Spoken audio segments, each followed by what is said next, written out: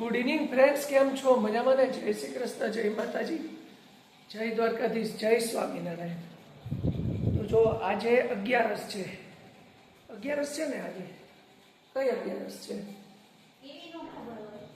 તમને ખબર છે આજે કઈ 11 છે? પપ્પા કઈ 11 છે આજે?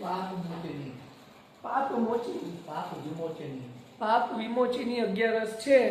એટલે આજની 11 છે ને એ મોટા મોટી 11 કહેવાય. મોટામાં મોટી. તમે આખું વર્ષ 11 નો રહ્યો તો ચાલે, પણ આ 11 રહ્યો ને એટલે તમારા બધા જ પાપ ધોવાઈ જાય. બરાબર?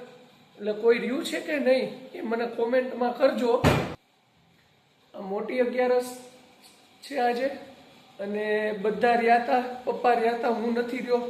આપણે ભગવાનને સવારે પ્રાર્થના કરીને કહી દીધું કે ભાઈ આપણાથી નહીં રહેવાય, કારણ કે આપણને ગેસનો ને એનો બધો પ્રોબ્લેમ છે, તકલીફ છે, તકલીફવાળી છે વસ્તુ. પથરી છે સોનાની 2 કિલોની 16 ગ્રામની કાકાઉ. એટલે હું નથી રહ્યો, બાકી રહ્યા છે બધા. એવું છે? તો કાવ્યાબેનને તો હાલે. તાર ફ્રેન્ડ રહી હતી ને, બસ એમ રહેવાનું. તો મિત્રો, જેને ચેનલ સબસ્ક્રાઈબ ન કરી હોય તો એ સબસ્ક્રાઈબ કરી નાખજો. અને આજે ફરાળમાં શું શું બનાવવાનું છે ને, બનાવે છે ને એ પણ આપણે હમણાં જોઈ લઈએ. એ પહેલાં કાવ્યાબેન શું કરે છે એ જોઈએ. શું વાંચે છે? ટેસ્ટનું વાંચે છે. અને કાવ્યાબેન, તું કેમ નથી રહી 11?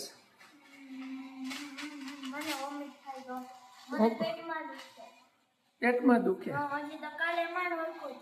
કાલે હરખું થયું તો આ પીઝા કેમ ખાધા તે? કાલ હરખું થયું તું. હવે તું 2 દીથી કોણ કહેતું તું? મેં તને કીધું તું 15 દી પછી ખવડાવાય, એવું જ કીધું તું. હા, કાવ્યાબેનને પીઝા ખાવા હતા એટલે ગઈકાલે પેટમાં દુખતું હતું. પીઝાનું પેટમાં દુખતું હતું, આજે પીઝા ખવડાવી દીધા. આજે પીઝા ખવડાવી દીધા એટલે બંધ થઈ ગયું. અને જો કાવ્યાબેનના અક્ષર મોતીના દાણા જેવા પડે છે. પણ કાકા, કાવ્યાબેનને હમણાં પરીક્ષા કઈ તારીખે કાવ્યા ચાલુ થાય? 2 થી ચાલુ થાય છે ને 2 એપ્રિલ ને 12 એપ્રિલે ફિનિશ. પછી વેકેશન. એવું છે? ઠીક છે. અને જો મિત્રો, સાંજના 7:30 વાગી ગયા છે, પણ આ તાર મમ્મી ક્યાં ખોવાઈ ગઈ છે? હે, ધાબે શું કરવા ગઈ? લે, આ બાલાજીનો ચેવડો લાવી લાગે, ગાંઠિયા ને જો બધું. બાજુ ગઈ હતી? થઈ ગયા? વાહ. અમારે દીવાબત્તીમાં ટાઈમ લાગે થોડો.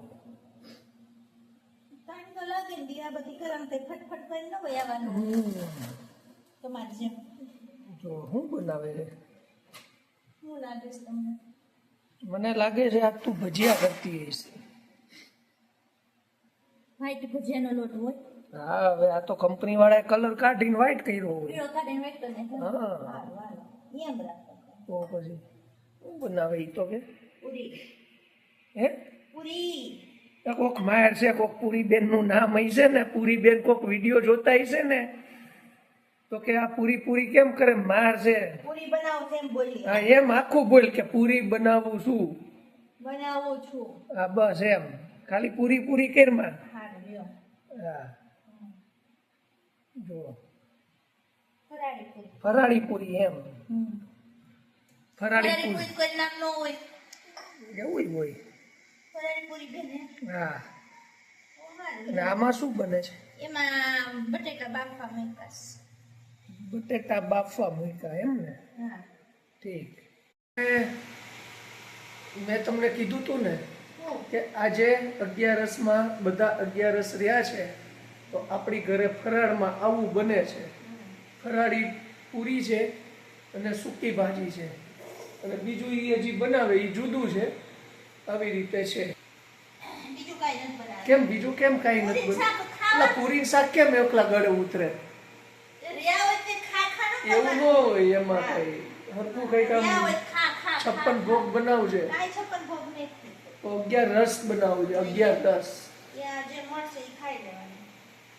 એવું હોય મિત્રો? હા એવું જ હોય. 11 ના દિવસે માપનું ખવાય હા ખવાય જ નહીં જો કે પેટ ભરીને ખવાય? નહીં નકોરો ઉપવાસ હોય. કેવો નકોરો. નકોરો હમ. એવું છે એમ ને? પાણી નો પીવાનું હોય. એટલે આ ઉનાળામાં પાણી નો પી તો હેરાન થઈ જાય. ઘડાઈ રહીએ પાણી પીધા વગરનો ઉપવાસ નિર્જળા આપણાથી નો ઉપવાસ આપણાથી નો રહેવાય હો. આપણે કલાકે ને કલાકે એક તો એક પથરી પાણી માગે. મેન તકલીફ ઈ છે મારે તાલે પણ આ પથરી પાણી માગે. બિચારી પથરી કે તો? હે પથરી પાણી માંગે. હોનાની પથરી છે એક તો 100 ગ્રામની. લાવો તો મને હોળ ગ્રાફની ખો. એ સારું છે નથી સારું. એવું પેટમાં રાખું છું. કાઢો તે મને દેશો. નહીં નો મળે ને એની કરોડોમાં ભાવ મારે આવે. ઘરેનું બનાવવા જાવું છે. નહીં એનું કાંઈ નો બને કરોડોમાં એટલે સાચવીશ પેટમાં. બરાબર ને મિત્રો?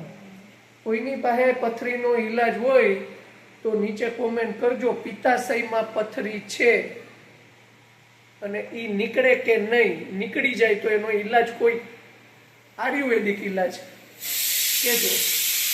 બરાબર 16 ગ્રામની છે, અસર નથી કરતી પણ ગેસ રહી છે એના આ શું કહેવાય સાઈડ ઇફેક્ટ. Side effect. હા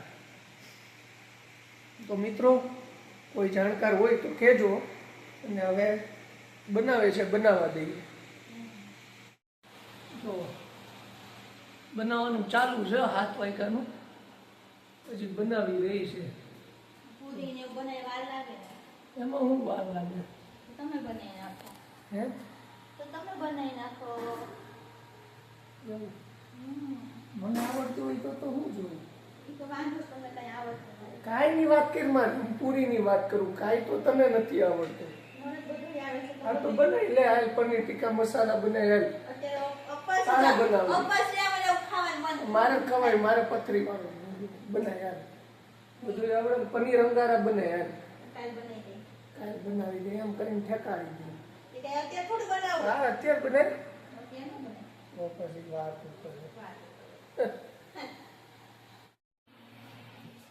ગરમા ગરમ પાણી.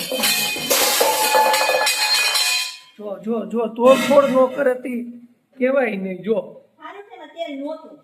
જો તોડફોડ નો કરે ને તો એ ધારા નો કહેવાય. પાડ્યું તમે. સારા તમે આમાં તેલ કાઢી દીધું.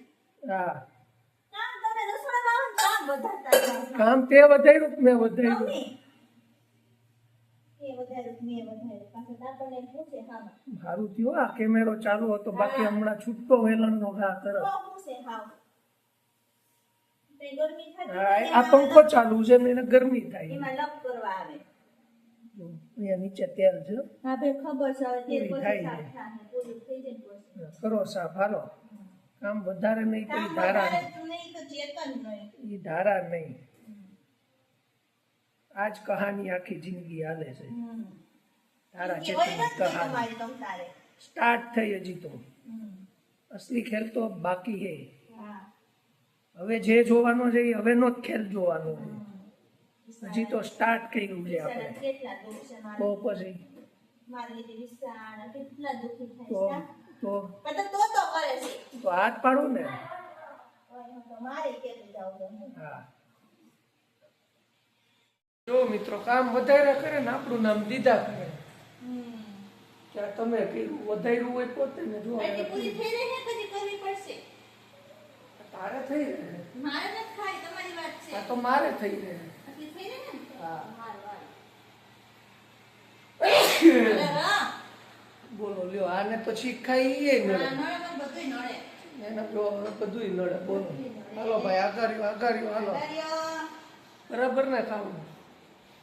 અરે શરદી જાતી નથી મિત્રો. શરદીની દવા હોય ને, પરમેનન્ટ સોલ્યુશન હોય ને શરદીનું તો મને કહેજો, કારણ કે મને એલર્જીની શરદી છે.